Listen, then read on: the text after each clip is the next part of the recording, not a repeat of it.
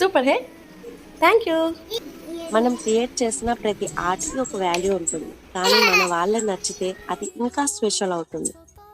నేను సింపుల్గా paper light use చేసి ఈ ఫ్రేమ్ని క్రియేట్ చేశాను, కానీ ఈ స్మైల్ చూస్తే ఇది జస్ట్ ఆర్ట్ కాదు, it's just a memory. And her smile is my biggest inspiration.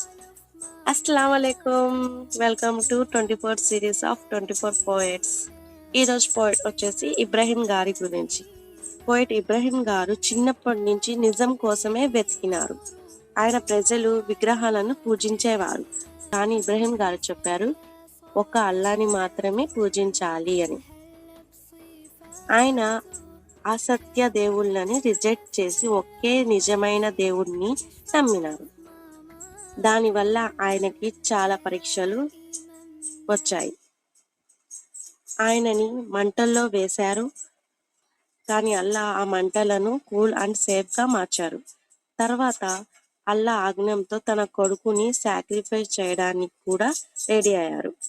ఇది ఆయన ఒబెడెన్స్కి ఎగ్జాంపుల్. ఈ ఆర్ట్లో నేను కాబాని లైట్ ఫ్రేమ్ స్టైల్లో తయారు చేశాను.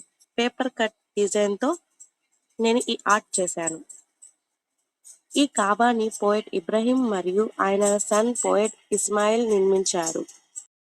మనం తెలుసుకోవాల్సింది have strong faith, completely trust in Allah.